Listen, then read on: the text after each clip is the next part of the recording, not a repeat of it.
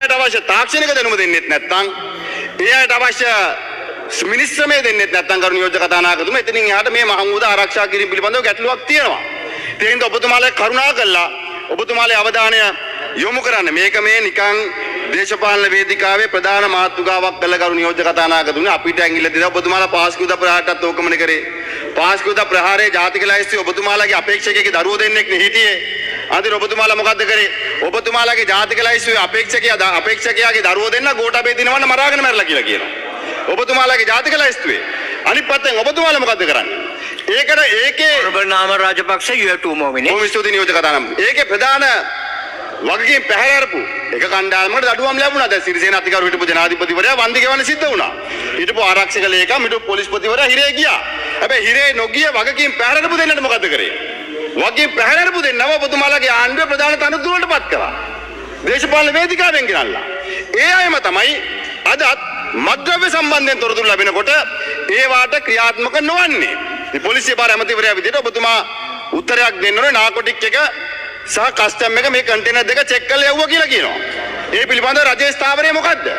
Check කරලා යවුවනම් ඒ check කරනකොට මේවැයි මද්ද්‍රව්‍ය තිබ්බ කියලා ඔබතුමාලා දැනගන්න හම්බුනේ නැද්ද? දැනගත්තනම් කවුද මේ කන්ටේනර් දෙක සහ 332 නම් එළියට දාපු එක පිළිබඳව නියෝජ්‍ය ඇමතිවරයා වක්කීම් බාරගත්තා වරායි. අද එතුමාගෙන් කඩ උත්තරයක්වත් ලියාගෙන නැහැ පොලිසියෙන් ඇයි මේක එළියට දැම්මේ කියලා. ඒ වගේම අතිගරු ජනාධිපතිතුමා පත් කරපු වාර්තාවෙම පැහැදිලිවම සඳහන් වෙනවා මේ පිළිබඳව පරීක්ෂණයක් කරන්න කියලා. ඔබතුමාලාගේ ආණ්ඩුව ඒ පරීක්ෂණය ආරම්භ කරුවෙත් නැහැ. ඒ වාර්තාව සම්පූර්ණයෙන් සභාගත කළත් නැහැ. අඩු ගානේ පරීක්ෂණයක් කරන්න තියා කරු නියෝජ්‍ය කතානායකතුමනි. එහෙමනම් මේ කන්ටේනර් 332 නියෝජ්‍ය ඇමතිවරයා කියනවා තියෙන තැන දන්නවා කියලා. දැන් ගිහිල්ලා අල්ල ගන්න පුළුවන්. අනිත් පැත්තේ මොකද්ද? අර කන්ටේනර් දෙක සම්බන්ධයෙන් ඔබතුමාලා ක්‍රියාත්මක වුණේ කොහොමද? දැන් පහුගිය දවසේ මම දැක්කා ඔබතුමාලාම කියනවා දැන් තංගල්ලෙන් තව මද්ද්‍රව්‍ය අහුන්. මේ පොලිසිය බුද්ධිංශයක් නෙවෙයිනේ. ඉස්පිරිතාලෙට ගිහිල්ලා ඇඩ්මිට් වෙච්ච කෙනෙක්ගේ කට උත්තරයක් පදනම් කරගෙන ගිහිල්ලානේ. ඒ රේඩ් එක කරේ. නිකන් හරි ඒක බුද්ධිංශ වාර්තාවෙන් ආවරණ නියෝජ්‍ය කතානායකතුමනි ඒකත් යට ගහනවා. ඒකත් යට ගහනවා. ඒ හින්දා ඔබතුමාලා මේ අපි එක්ක තියෙන ඇරියස් එක වෙනම බේර ගන්න. හැබැයි මේ අපි එක්ක තියෙන ප්‍රශ්නයකට මේ රටේ මද්ද්‍රව්‍ය ජාවාරම්කරුවන් හෝ සංවිධානාත්මක අපරාධ වලට නිදහසේ හැසිරෙන්න ඉඩ දෙන්න එපා. ඔබ අපිට චෝදනා කරනකොට ඔබ මතක තියාගන්න මේවායේ පිටිපස්සින් සැබෑ ත්‍රස්තවාදී මේවා පිටිපස්සින් සැබෑ මද්ද්‍රව්‍ය ජාවාරම්කරුවන් මේවා අපේ පිට දාලා උන් නිදහස් වෙන්න උත්සාහ කරනවා. අවසාන විනාඩි ගන්න යුද්ධ කතා එක පැහැදිලි කිරීමක් අදහසක් ඔය වගේම ගරු අමාත්‍යතුමත් ඉන්නේ නේද මේ ඔබතුමාලා හොඳ වැඩක් කරා පහුගිය කාලේ අතිගෞරව ජනාධිපතිතුමා මේ පොලිසියේ වල උසස් වීම ටික දුන්නා අවුරුදු 10කට සේවා කාලේ තිබිච්ච අය.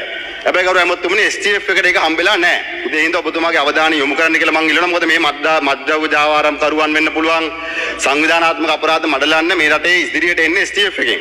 ඒ හින්දා ඔබතුමා ඒ ගැන ඔබේ අවධානය යොමු කරගන්න ගරු නියෝජ්‍ය කතානායකතුමා. ඒ වගේම දැන් උතුරේ ඉදිරි කාල සීමාව තුළ උතුරු පළාතේ වර්ෂාපතනය පටන් ගන්නවා.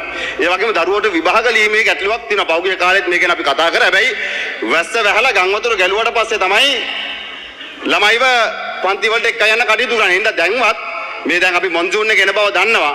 සාමාන්‍යයෙන් උතුරේ මේ කාලේට වහිනකොට ඉතාමත් අධික වර්ෂාපතනයක් වැටෙනවා ගරු නියෝජ්‍ය කතානායකතුමනි. හින්දා ගරු අග්‍රාමාත්‍යතුමිය නැතත් මේකේ අවධානය දැම්ම යොමු කළා.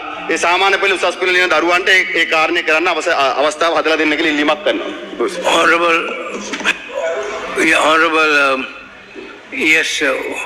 Honorable Minister. ගරු කතානායකතුමනි අපි කිසිවිටකත් හමුදා නිලධාරීන් හෝ වෙනත් කිසිවෙක් පොලිසිය මගින් අත්අඩංගුවට අරන් නැහැ. යම් අත්අඩංගුවට ගැනීමක් සිද්ධ වෙලා තියෙනවා නම් ඒ සියලුම අත්අඩංගුවට ගැනීම සිද්ධ වෙලා තියෙන්නේ අධිකරණ නියෝග අනුව. ඒ හින්දා මම හිතන්නේ නාමල් මන්ත්‍රීතුමා කියප එක ඇත්ත කතාවක් නෙවෙයි. ඒක බොරු කතාවක්. නාවික හමුදාපති හිටපු එයා බුද්ධිංශයේ ඉන්නකොට කරපු යම් ක්‍රියාකාරකමක් සම්බන්ධයෙන් අධිකරණ නියෝගයක් අනුව තමයි අත්අඩංගුවටපත් උනේ. ඒ වගේම කන්ටේනර් සම්බන්ධයෙන් හැම අවස්ථාවකදම කන්ටේනර් සම්බන්ධයෙන් ඇති වෙන ප්‍රශ්න සම්බන්ධයෙන් ලැබෙන හැම පැමිණිල්ලක් සම්බන්ධයෙන්ම CID එක විමර්ශනය සිදු කරනවා. ඒ වගේම රජයට ඇඟිලි දික් කරන්න උත්සාහ කරා මේ මද්ද්‍රව්‍ය සම්බන්ධයෙන්. මේ මද්ද්‍රව්‍ය බොහෝ ඒවට සම්බන්ධ බවට දැන් ඔය මද්ද්‍රව්‍ය කවුරුත් දන්නා පොහොට්ටුවේ සම්පත් මනම්පේරි මන්ත්‍රීවරයා මේකට සම්බන්ධයි. ඒ අත්අඩංගුවේ ඉන්නේ. ඔහු මේ ජොන්ස්ටන් ඇමතිවරයාගේ සම්බන්ධීකරණ ලේකම්වරයා. ඉතින් ඕන තරම් මත්ද්‍රව්‍ය වලට සම්බන්ධතා තියෙන අය පොට්ටුවේ ඉන්නවා. ඉතින් ඒවා අය අත්තරන තියෙනවා. ඉතින් ඒ උඩ අය සම්බන්ධයෙන් විමර්ශන සිද්ධ වෙමින් පවතිනවා. ඒක පිළිබඳව ගැටලුවක් නැහැ. ඒ හින්දා පොඩ්ඩක් ඉන්න. Honorable Namal Rajapaksa, let him finish. අහගෙන ඉන්න. Let him continue and finish. ඒ හින්දා පොඩ්ඩක් ඉන්න කතා කරමු. ඒ හින්දා ගරු නියෝජ්‍ය කතානායකතුමනි මේ රටේ මහ ජනතාව දන්නවා මේ කට්ටිය එරවල දැම්මෙත් ඒ හින්දා මේ රටේ මහ ජනතාව දන්නවා මේ රටට කුඩු ගේන්නේ කවුද කියලා. විමර්ශන සිද්ධ වෙමින් පවතිනවා. අපි කියන්නේ සම්පත් මනම්පේරි පොට්ටේ මන්ත්‍රීවරයෙක් හිටපු.